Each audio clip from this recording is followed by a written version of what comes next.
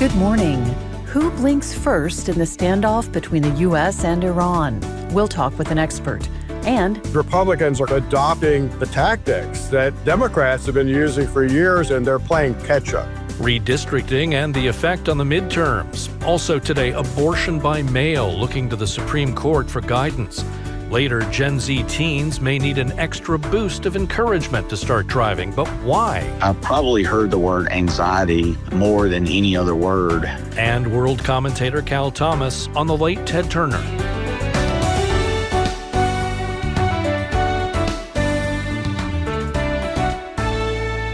it's Tuesday, May 12th. This is The World and Everything in It from listener-supported World Radio. I'm Lindsay Mast. And I'm Nick Eicher. Good morning. Up next, Kent Covington with today's news.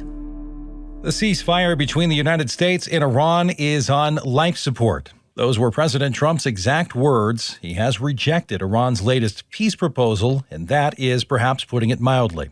Unbelievably weak, I would say. I would call it the weakest right now. After reading that piece of garbage they sent us, I didn't even finish reading it. They said, I'm not going to waste my time reading it. I would say it's one of the weakest right now. It's on life support. The UN's nuclear agency says Iran is sitting on more than 440 kilos of nuclear weapons-grade uranium, and Trump says Tehran had agreed to give it up and shelve its nuclear program, but that was not in the document Iran sent over. Look, it's very simple. We get that. They guarantee no nuclear weapons for a very long period of time, and a couple of other minor things, but they just can't get there. So they agree with us, and then they take it back. Iran has reportedly offered to dilute some of its uranium and ship the rest to a third country, but the U.S. wants it fully removed. Other sticking points in negotiations, Iran is also demanding war reparations from the United States and sovereignty over the Strait of Hormuz, a choke point for a fifth of the world's oil. Trump heads to Beijing this week, where Iran will be a major topic of discussion with Chinese leader Xi Jinping. Also on Monday, President Trump said he'll push to suspend the federal gas tax, with pump prices up roughly 50% since the start of the war. The president cannot suspend the tax on his own. Congress has to act, but bipartisan bills are already in the works. It's appropriate, yeah. Mr. President, it's a small percentage, but it's still money. But that suspension of the tax would leave a hole to fill, as the gas tax brings in about $23 billion a year for federal highways and transit. For that reason, Senate Majority Leader John Thune said he's not a fan of the move, but will hear colleagues out. Several states have already cut or suspended their own gas taxes since the war began. In the Baltic Sea, Ukrainian drone teams joined with Swedish and American forces for military exercises on the island of Gotland Monday. Andreas Gustafsson is commanding officer of the Gotland Regiment and Brigade Combat Team. He says Ukraine has gained valuable experience in drone technology during its conflict with Russia, experience that is valuable to NATO. They are miles ahead of us when it comes to drone warfare, so we really appreciate them coming here to share their experiences with us, and we have a lot to learn from them. Meanwhile, the European Union Monday voted to levy new sanctions over Russia's abductions of tens of thousands of Ukrainian children during the war. European Union Foreign Policy Chief Kaja Kallas. Over 20,000 Ukrainian children remain trapped in Russia or in Russian-occupied territories. They have been torn from their families, stripped of their names, language, and identity. And this is a criminal attempt to erase Ukraine's future generation. Those sanctions target more than a dozen officials accused of orchestrating those abductions. The suspect in last month's attack at the White House Correspondents' Dinner in Washington has pleaded not guilty to all charges. World's Kristen Flavin has more. Cole Thomas Allen stood in front of a federal judge in Washington Monday, shackled in an orange jumpsuit. He remained silent as his attorney entered the plea for him. He's charged with trying to assassinate President Trump and firing a shotgun at a Secret Service officer. The officer's Kevlar vest stopped the round. Allen also faces other firearms charges. He faces life in prison if convicted. The April 25th attack cut the gala short and rushed Trump off the stage. Allen's lawyers want two top Justice Department officials off the case Acting Attorney General Todd Blanche and U.S. Attorney Jeanine Pirro saying both were at the event and could be victims or witnesses. The judge gave prosecutors until May 22nd to weigh in. Allen returns to court June 29th. For World, I'm Kristen Flavin. The first American from a cruise ship struck by an outbreak of hantavirus has tested positive. The patient flew into Omaha on Monday straight to a federal biocontaminant unit at the University of Nebraska Medical Center. Doctors say the patient shows no symptoms and is doing well. 15 other Americans landed alongside, quarantined nearby for monitoring. And the CDC's Dr. Brendan Jackson said multiple questions must be answered before they can leave quarantine. First and foremost, do they remain symptom-free? But then also, do they have all the structures and support to be able to continue that period at home? A French woman also tested positive on Monday. She is in intensive care in Paris, but stable. 3 cruise passengers have died since the outbreak began on a voyage from Argentina. Hantavirus spreads from rodent droppings, but this particular strain can, on rare occasions, spread from person to person. Nebraska Governor Jim Pillen assured the public. No one who poses a risk to public health is walking out the front door of the streets of Omaha or beyond. 2 more American passengers, a couple, arrived Monday at an Atlanta hospital. One of them has mild symptoms and is being tested for hantavirus. I'm Kent Cuppington, and coming up, more on the standoff between the United States and Iran, plus redrawing district lines and the impact on midterm elections. This is The World and Everything in It.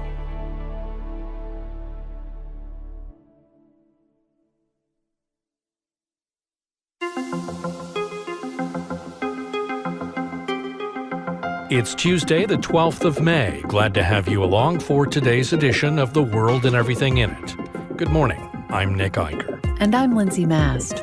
First up on The World and Everything in It, an unraveling ceasefire.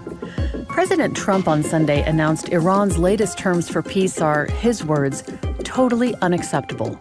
Meanwhile, American forces disabled 2 Iranian-flagged oil tankers attempting to bypass the U.S. blockade of the Strait of Hormuz. What does it mean for bringing the war to an end? Joining us now is Joe Truzman. He's a senior research analyst and editor of the Long War Journal at the Foundation for Defense of Democracies. Joe, good morning. Good morning. Well, President Trump is saying that the truce between the U.S. and Iran is now on life support. We read that Iran's latest counterproposal reportedly includes demands for war reparations, sanctions relief, even recognition of Iranian control over the Strait of Hormuz. So, Joe, listening to this from Tehran right now, does this sound to you like a regime that's negotiating from weakness? Or do you think that the regime, whatever it is, believes it has survived the worst and come out stronger? Right. I think right now what the Iranian regime is attempting to project is strength. Their goal, more than anything, is to survive the war. And that's what they did. So in their view is that, they won. So they are trying to project this strength, and we're seeing it through these negotiations. Now, the big question is what happens? Who is going to effectively blink first? Is it the United States? Or will the regime, whoever is running it right now, are they going to capitulate and say, okay, we're going to give up the nuclear enrichment, ballistic missiles, and support for our proxy networks in the region? We just don't know that yet. So to be clear, you don't think this is a bluff. You think they really do feel good about where they are right now? Absolutely. I think they do feel that way. But is that reality? Are they making the right choices to ensure its survival? I don't think they are. All right. Nevertheless, the way they see it, I think they are. They believe they are in a position of strength. And why is that? Well, they read the newspapers just like we do. They see that gas prices, for example, are going up, that there is pressure on the Trump administration to end this war. And these are just a few examples. So they are leveraging these examples. And I think in some effect it is working. But for now, we just don't know, again, who is going to blink first in the standoff. Well, Joe, even during the ceasefire, there are still drone attacks, naval tensions near Hormuz, and sporadic strikes involving Iranian proxies. And meanwhile, oil markets are reacting as if the region could slide right back into a broader conflict. So if President Trump is right about the ceasefire really being on life support, then what does the next escalation actually look like? What is the most worrisome to you? Right. I think the most worrisome is that we continue to see attacks against Arab countries in the region, the UAE, for example, and of course, missile strikes against Israel. Once we start seeing those type of actions by Iran, I think the ceasefire will be officially dead. And we've already started to see some of that, especially drone attacks against the UAE. So I think the next days are going to be really telling. I think there is a high chance of conflict in the coming days, perhaps weeks. I want to get into some of your area of greatest expertise and say that Israel has badly degraded the infrastructure of Hezbollah over the past couple of years, yet Hezbollah remains active, and Iran keeps insisting that Lebanon be folded into any of these broader talks. And you wrote Tehran's top priority is preserving Hezbollah and made the argument Iran wants this ceasefire partly to give Hezbollah some breathing room. So where does Hezbollah stand right now? I think right now Hezbollah, even though it has been degraded, I think what we're seeing and what we've been observing over the last few months is basically the truth that it still has the ability to fight the Israelis. Now, the way Tehran sees things, it wants Hezbollah to regenerate. It wants Hezbollah to reorganize. It needs to preserve its top proxy in the region. So, of course, it's trying to fold Lebanon or Hezbollah into this ceasefire agreement. But nevertheless, I think Hezbollah still has a lot of fight in it. Any fighting between the Israelis and the Hezbollah can continue, I think, for months on end, unfortunately. So I think we need a peace in that area. But right now, more than anything, I don't see Hezbollah being weakened to the point that it can't fight the Israelis. And we're seeing it every day with the propaganda videos published by Hezbollah and other items. So the northern arena in Israel, and southern Lebanon, of course, is becoming a hot topic and continues to see this escalating conflict in this part of the region. Well, let's turn to the Iranian people themselves. What can you tell us about how supported they are in throwing off this oppressive regime? Right. So I think this is important. Iranian media, especially those that are connected to the Iranian regime, I've observed over the last, especially in the last few months, is constant or repetitive videos of Iranian regime supporters out in the streets, all right, which makes it look like everything is fine and dandy in Tehran and in other areas of Iran. But what we don't see, rarely get to see actually, is those who do not support the regime. We don't get to hear their voices nearly as much. Now, that can be for many reasons. Of course, the internet is blocked there. The state media will not allow these people to voice their opinions over the air. So I think those who do not support the Iranian regime do need help. But are they willing to risk their lives during a war to try to topple this regime? It's a very difficult question to answer right now. And I don't see one right now. And we didn't see it during the war, too. That's the thing. We didn't see the attempts by Iranians to topple this regime. So will it happen again if there's another war? I just don't know. Joe Truzman is with the Foundation for Defense of Democracies. Joe, thank you so much. Thank you for having me on. Coming up next on The World and Everything in It, the race to redistrict. Republicans and Democrats are trying to reshape congressional districts before the midterms. In several states, lawmakers are pushing to overturn or suspend limits on mid-decade redistricting. The strategy is becoming more common and more contested. Just yesterday, Democratic leaders in Virginia asked the Supreme Court to weigh in on a plan that could flip 4 Republican districts blue. Well, now the clock is ticking. Primary elections are just weeks away, and the question is whether these new maps can survive legal challenges already coming against them. World Washington producer Harrison Waters reports. In April, the Supreme Court ruled that a lower court went too far when it ordered Louisiana to draw 2 congressional districts with black voter majorities. The justices said the lower court relied on outdated evidence of racial discrimination. Here's Hans von Spakovsky, a senior legal fellow for Advancing American Freedom, explaining the court's clarification. Section 2 has specific language saying it does not entitle anyone to proportional representation. So that judge basically misapplied Section 2, and the Supreme Court said you can't do that. The decision set off a flurry of activity.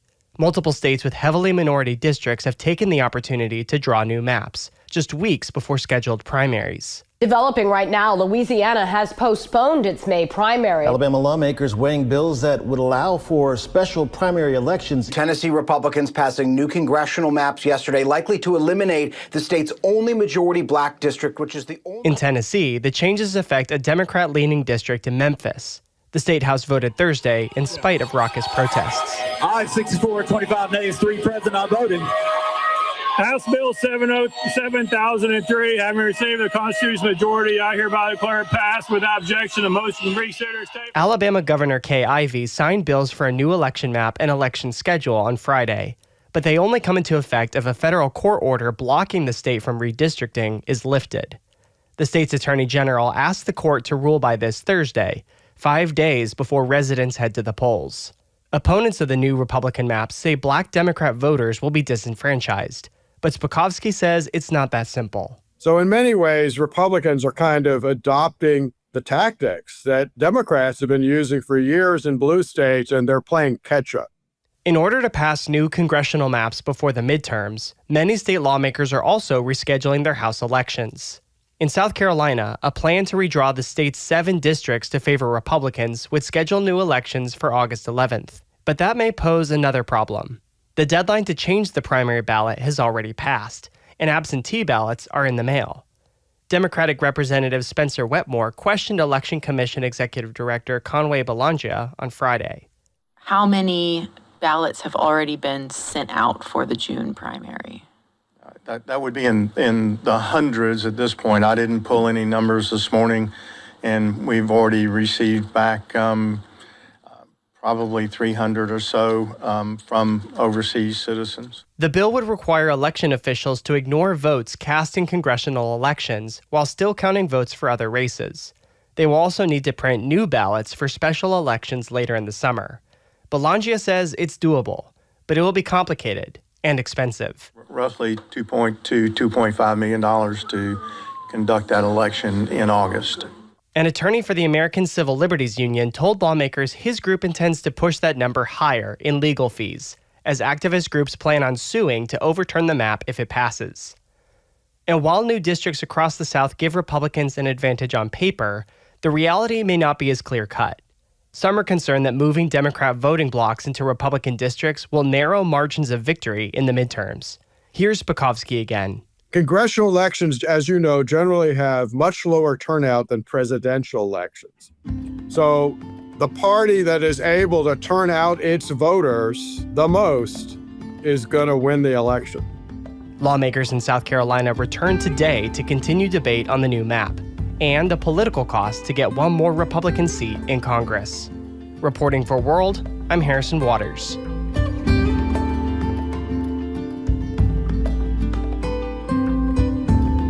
Additional support comes from Nuggets of Wisdom, digital homeschool curriculum, unit studies, and educational resources for growing minds. nuggets-of-wisdom.com. From WorldWatch, a 10-minute video news broadcast that the whole family can agree on. Free for the first 7 days. worldwatch.news/podcast. And from Asbury University, committed to the formation of students through discipleship, calling, and career preparation. asbury.edu. Up next, the U.S. Supreme Court extended a stay yesterday that allows mail orders of the abortion drug mifepristone. The court will take up to 3 more days to consider a lower court order that would have brought back a requirement the drug be dispensed in person. Pro-lifers hope the justices will agree that the Food and Drug Administration's current policy is dangerous and unlawful. World's Lauren Canterbury has the story. The U.S. Supreme Court now has until Thursday to consider whether abortionists should be allowed to mail mifepristone while a case challenging the policy proceeds. The state of Louisiana and a woman named Rosalie Markazek are suing the FDA over its 2021 decision to let women order the drug without ever seeing a medical provider in person. Alliance Defending Freedom Senior Counsel Eric Baptist is defending the plaintiffs. He says the Biden administration intentionally loosened protections ahead of the Dobbs decision. Women are being coerced, they're being tricked and slipped these drugs through what the Biden administration allowed. And the states such as Louisiana, who have robust pro-life laws, are not able to really fulfill that promise of Dobbs. For its part, the FDA earlier this year asked a Louisiana district court to pause the case while it conducted a long-promised safety review of mifepristone. The court agreed on the condition that the agency provide a progress report later this year. On May 1st, the Fifth Circuit Court of Appeals temporarily reinstated the nationwide in-person dispensing requirement. The panel of judges said the plaintiffs had shown that they were suffering harm under the current policy. The FDA, in its own words, says it lacks sufficient scientific studies to show the safety of mail-order abortion drugs. When an agency says it lacks the scientific basis for its decision, that's unlawful.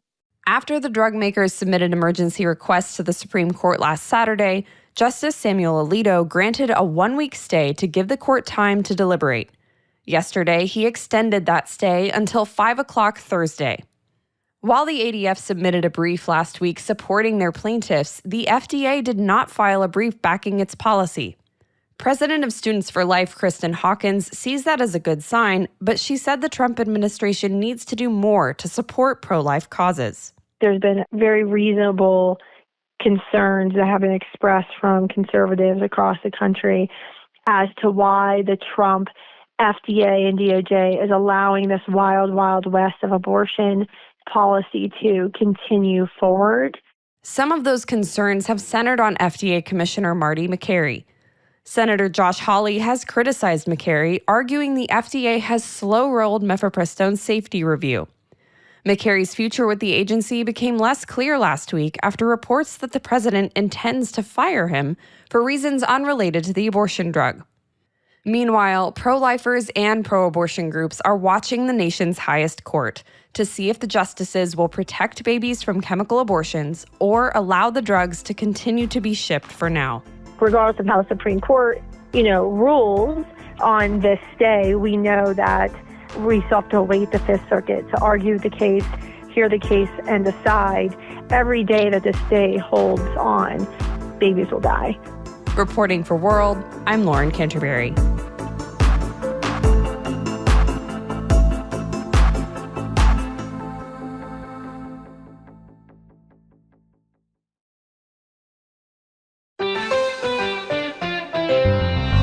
A woman in Massachusetts turned a sting operation back on the police. Authorities say professional beekeeper Rebecca Woods tried to stop sheriff's deputies from serving an eviction notice on a friend back in 2022. That was when Ms. Woods released boxes holding thousands of bees. Several deputies got stung. One of them ended up in the hospital. Prosecutors said Ms. Woods deliberately deployed the swarm to block the eviction. Last month, a jury found her guilty, and now she faces up to 6 months in prison. A reminder, there are lawful ways to object to evictions, and then there's something like that. It's the world and everything in it.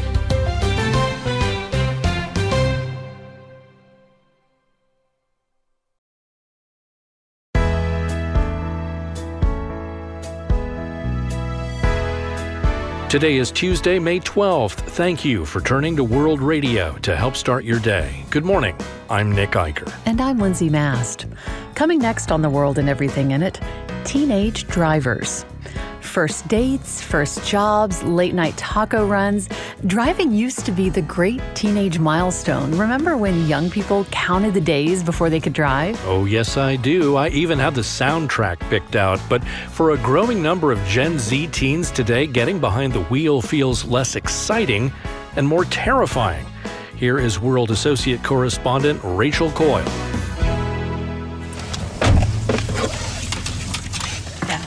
18-year-old Bella Rowell sits behind the wheel of a Honda Odyssey. Never used one of those keys before. 3 years ago, she wanted nothing to do with driving. So I got my permit, but then I struggled to get my hours in, and I was just very fearful of driving. Driving used to be a rite of passage into young adulthood. Back in the 80s and 90s, the average age of a newly licensed driver was 16. Now it's 18. Driving educators say that's due to finances, lack of motivation, and one increasingly common factor, anxiety. I've probably heard the word anxiety more than any other word when I inquire to a parent or to a student. Ken Hanna owns a driving school in Spartanburg, South Carolina. When he started nearly 3 decades ago, all his students were teenagers. But over the past few years, he's seen an influx of young adults into their 20s. Many are apprehensive. Some parents think pushing their teen to drive will only make that fear worse. I think it's an issue in our society. We see it in the public school system every day. It has nothing to do with driving. It's just anxiety about doing anything. Coach Hanna admits to his students that driving is dangerous and scary, especially with their family in tow. Lives are at stake. There's reason to be cautious. You got friends yelling at you, going through here. Hey, Galen, you missed a turn. It's back here. No. Doug Herbert knows how dangerous driving is. The world champion drag racer lost 2 teenage sons in a car accident. He now runs a safe driver training program. He understands why teens are reluctant and why parents allow it. He says putting off getting a license may seem like a good thing, but there's a downside that parents may not realize. The problem that we found in a lot of states is that when they delay that, all of a sudden the driver's training requirements are also dropped or reduced. So they don't get the amount of training because they figure, oh, well, now they're older, they don't need the training. When in reality, they probably still need the same training. He's referring to graduated driver licensing. All states have guidelines in place to safeguard against the greatest risk to new drivers: immaturity and inexperience. The 3-phase system begins with a learner's permit, then moves to an intermediate license that may limit nighttime driving and number of passengers. The final step is a full license. But in most states, the guidelines relax as teens get older, and anxious drivers may need that preparation the most. Herbert says the solution is more training and driving, not less, regardless of age. And parents need to get involved. Take your parent hat off and put your coach hat on. Push them a little bit beyond their comfort zone, because that's when the learning happens. For anxious teens, courage may start with a parent or trusted adult they can share their fears with. Teen driver Bella Rowell again. It's really good to just talk about what they're feeling and why they're stressed, because when you talk about it, I feel like the problem eases and it's easier to feel that weight going away. Rowell's parents decided a gentle nudge might help their daughter. They handed her the keys and buckled into the passenger seat. In those terrifying moments behind the wheel, Rowell focused her thoughts on what she tells other new drivers. Putting your trust not only in yourself, but in God, because He's got you. Even now, whenever I know I'm getting in the car stressed and frustrated, or I'm late to something and I'm stressing about it, I'll put worship music on and it's it's okay, I've got it. It's gonna be all right. Nothing's gonna happen unless it's His will. Coach Hanna says it's helpful to keep driving sessions brief. And sometimes it's best to let another adult or professional do the teaching. But confidence is key. I would want to tell all teenagers that you can do it. It's very difficult not to have your license in today's society. I think driving is the absolute best thing that anybody can do, but especially a young person. Learning to take on challenges in the teenage years prepares young people to face adulthood with that same courage and confidence. It's cool. It's the thing to do. It's helpful. It's beneficial to everybody, and it's the first real responsibility I think kids have. Bella Rowell says driving is just one of many hard things she'll likely have to do. It kind of just goes to show that you can do hard things, and yes, it's scary, but you got to push through. She sees conquering her fear now as preparation for getting a job, buying a house, and making other difficult decisions down the road. Reporting for World, I'm Rachel Coyle in Boiling Springs, South Carolina.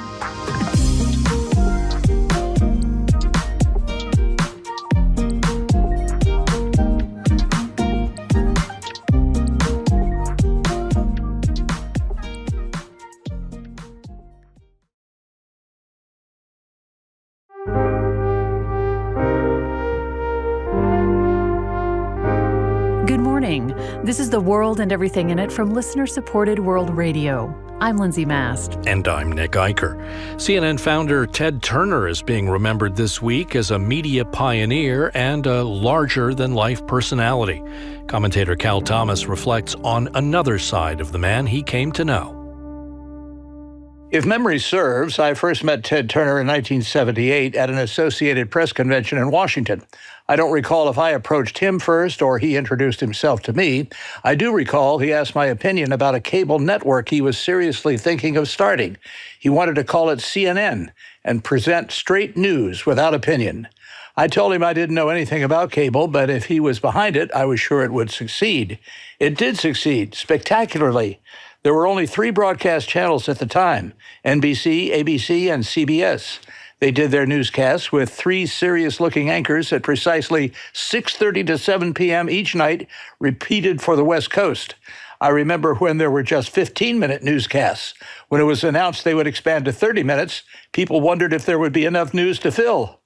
Turner was a complicated man. On 2 occasions, I had the opportunity to share the gospel with him.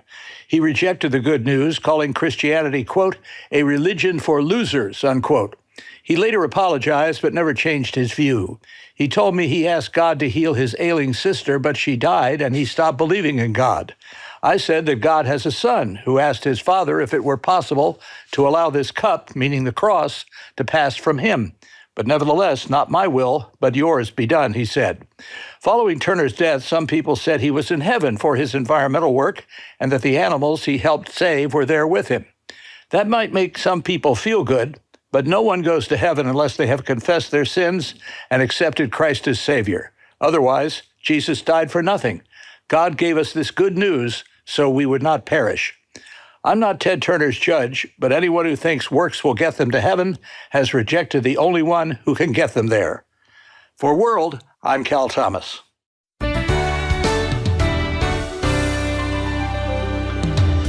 Tomorrow, we'll talk politics with Hunter Baker on Washington Wednesday, and equipping men and women with a Christian worldview.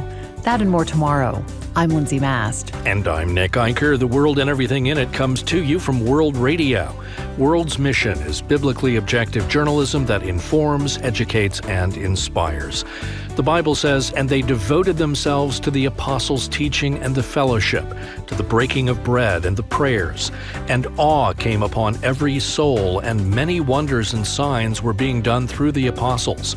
And all who believed were together and had all things in common. And they were selling their possessions and belongings and distributing the proceeds to all as any had need. The Acts of the Apostles, chapter 2, verses 42 through 45. Go now in grace and peace.